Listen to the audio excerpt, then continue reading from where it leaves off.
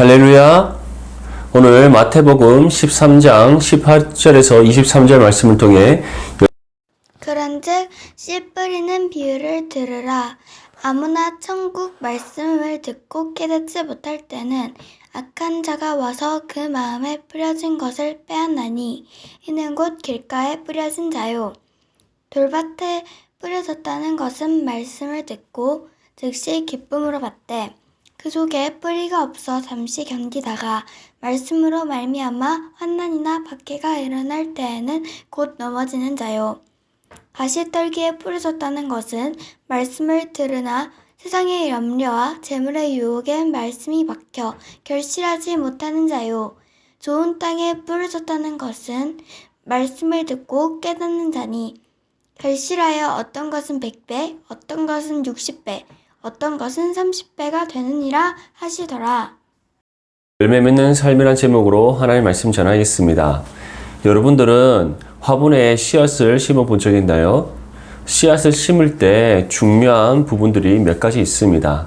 첫 번째는 화분을 고르는 것이죠. 두 번째는 씨앗의 상태를 확인하는 겁니다. 물에 씨앗을 넣어보면 뜨는 씨앗이 있고 가라앉는 씨앗이 있어요.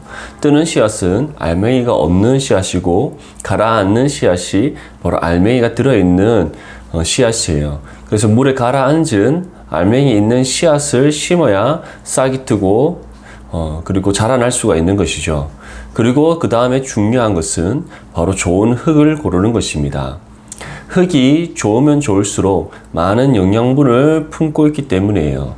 그리고 씨앗이 뿌리를 내리고 잘 자랄 수 있도록 도움을 주기 때문입니다. 무엇보다 물을 뿌렸을 때 그 물을 통해 씨앗과 그리고 뿌리에 잘 스며들 수 있도록 도와주는 역할을 흙이 하기 때문이에요. 그만큼 흙이 어떠한 흙이냐에 따라서 좋은 흙인지 나쁜 흙인지에 따라서 식물이 잘 자라느냐 잘 자라지 못하느냐, 씨앗이 뿌리를 내리고 싹을 틔어 꽃을 피울 수 있느냐, 열매를 맺을 수 있느냐 없느냐에 아주 중요하다고 할 수 있습니다. 예수님께서도 열매 맺는 삶에 대해서 말씀하셨어요. 그러한 열매 맺는 삶에 있어서 4가지 종류의 밭이 있다고 말씀하셨습니다. 첫 번째 밭은 길가예요.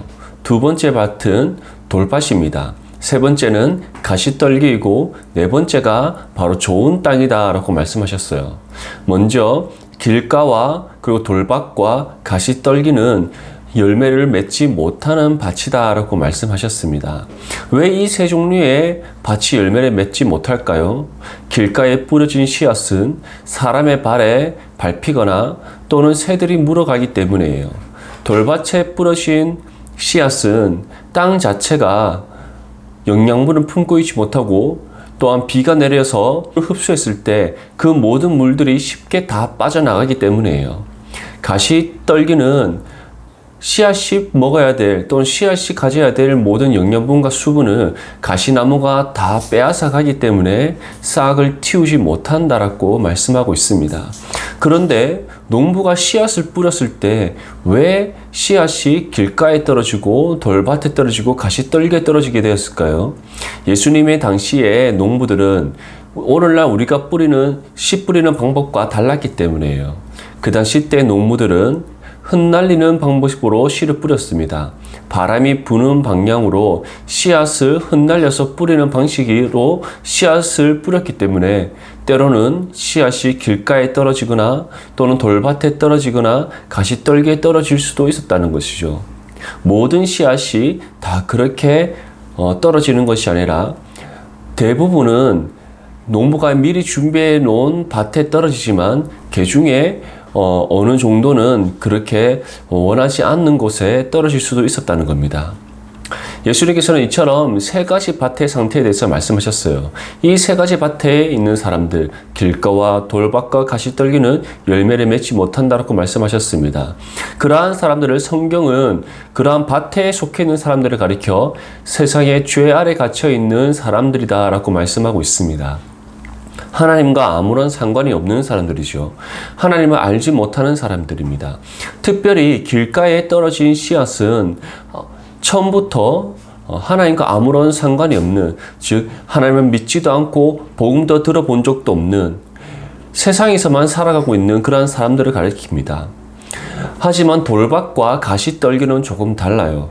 그들은 우리 교회 공동체 안에 속해 있습니다. 겉으로 보기에는 우리와 같은 신앙의 삶을 살아가고 있어요. 함께 예배를 드립니다. 말씀을 읽고 기도 생활을 해요. 하지만 그들에게는 하나님을 향한 온전한 믿음이 없다는 것을 예수님께서 말씀하고 있는 겁니다. 경건의 모양은 있으나 열매 맺지 못하는 삶이라는 것이죠. 그러한 삶 가운데 살아가는 사람들은 우리가 눈에 보기에는 하나님께 속한 사람, 하나님의 자녀, 믿음이 있는 사람처럼 보일지 모르나 실제적으로 그들에게는 믿음이 없다는 겁니다. 하나의 종교적 행위로 열심을 다할 뿐이라는 것이죠. 결국에는 그들은 열매 맺지 못함으로 천국에 들어가지 못한다라고 말씀하고 있는 겁니다. 열매 맺지 못하는 삶을 통해 그들의 모든 거짓이 드러나게 될 것이라는 사실을 우리에게 말씀하고 있는 거예요. 그렇다면 어떠한 밭에 있는 사람이 열매 맺는 사람일까요? 바로 네 번째 종류의 밭인 좋은 땅에 뿌려진 씨앗만이 열매를 맺을 수 있다는 겁니다. 좋은 땅은 많은 영양분을 품고 있기 때문이에요. 하늘에서 비가 내렸을 때 수분을 충분히 흡수해서 식물이 건강하게 자라날 수 있도록 도와주기 때문입니다. 거름도 풍부하고 또한 흙 자체가 공기가 잘 통하고 또한 수분을 충분히 머금을 수 있는 모든 요건들이 잘 갖춰져 있기 때문에 좋은 땅에 뿌려진 씨앗만이 뿌리를 잘 내리고 줄기가 자라나서 열매 맺을 수 있다는 거예요.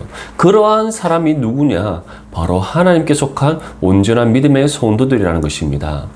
온전히 하나님의 믿음을 갖고 있는, 하나님을 믿는 믿음으로 구원받은 하나님의 자녀들만이 열매 맺는 삶을 살아갈 수 있다는 거예요. 비록 우리의 육신은 연약합니다. 부족합니다. 우리가 이 땅 가운데에서 삶을 살아갈 때 우리 또한 이 악하고 어두운 세상 속에서 함께 살아가요. 하지만 하나님께서는 우리가 세상에서 살아가지만 세상에 속한 사람이 아니다라고 말씀하셨습니다. 하나님 나라에 속한 하나님의 백성이들이라고 말씀하셨어요. 그러한 우리가 이 땅 가운데서 하나님 중심의 삶, 하나님 나라를 꿈꾸고 하나님의 뜻을 따라 순종하는 삶을 살아갈 때 그러한 우리의 삶을 통해 하나님께서는 반드시 열매 맺게 하신다는 것을 우리에게 전하고 있습니다. 오늘 본문 말씀에서도 예수님께서는 동일하게 말씀하고 있습니다. 23절 말씀에 좋은 땅에 뿌려졌다는 것은 말씀을 듣고 깨닫는 자니 결실하여 어떤 것은 100배, 어떤 것은 60배, 어떤 것은 30배가 되느니라 하시더라. 100배, 60배, 30배는 사람마다 다르게 열매를 맺는다는 것이 아니에요. 하나님의 뜻을 따라 각자에게 주신 분량대로 열매 맺게 하신다는 겁니다.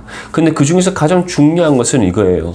좋은 땅에 뿌려졌다는 것이 무엇을 의미하는가? 말씀을 듣고 하나님에 대한 모든 것을 깨닫는 사람들이란 거예요. 하나님께서 주시는 말씀의 선한 지혜를 통해 하나님의 뜻을 깨닫고 하나님의 마음이 무엇인지를 분별하여서 하나님의 뜻에 따라 합당한 삶을 살아갈 수가 있는 그 사람들을 뜻하는 거예요. 그러한 사람들에게 무엇이 있기에 하나님의 말씀의 뜻을 깨달을 수 있겠습니까? 바로 하나님이 주신 믿음이 있기에 하나님의 뜻을 깨달을 수 있다는 거예요. 그리고 그 뜻을 다른 무엇이 아닌 기록된 하나님의 말씀을 통해 깨닫게 된다는 것입니다. 우리 학생들, 우리 모든 초등학생들이 하나님을 믿는 믿음을 가진 하나님의 자녀들이라면 하나님의 말씀을 읽는 가운데 성령을 통해 하나님의 뜻을 깨달을 수 있습니다. 진정 우리 모든 초등학생들이 하나님의 말씀의 뜻을 바르게 분별하여 깨닫고 그 뜻을 따라 순종하는 삶을 살아감으로써 하나님 앞에 열매 맺는 삶을 살아갈 수 있기를 바랍니다. 그래서 하나님 앞에 열매 맺는 삶을 살아감으로써 좋은 땅에 뿌려진 씨앗, 진정으로 하나님께 속한 믿음의 자녀라는 사실을 이 땅 가운데 증거하는 삶을 살아갈 수 있기를 바랍니다. 그것이 바로 하나님의 자녀로서 합당한 삶이고 오늘 이 시대를 살아가는 우리 모든 하나님의 자녀들에게 원하시는 하나님의 마음입니다. 우리 초등학생들, 내일부터 시작되는 한 주간의 삶 동안 좋은 땅에 뿌려진 씨앗으로서 하나님 앞에 열매 맺는 삶을 살아갈 수 있도록 언제나 하나님의 말씀을 읽고 또 말씀 붙잡고 기도하고 말씀의 뜻을 따라 순종하고자 힘써 노력할 수 있기를 주님의 이름으로 축복합니다. 5월은 가정의 달입니다. 가정의 달을 맞이해서 부모님과 가족들과 함께 기쁘고 즐거운 시간들을 가질 수 있기를 바랍니다. 그리고 부모님께서 여러분들을 낳아주시고 또 양육해 주신 그 모든 은혜에 감사의 말을 전할 수 있는 우리 모든 초등부 학생들 될 수 있기를 축복합니다. 감사합니다.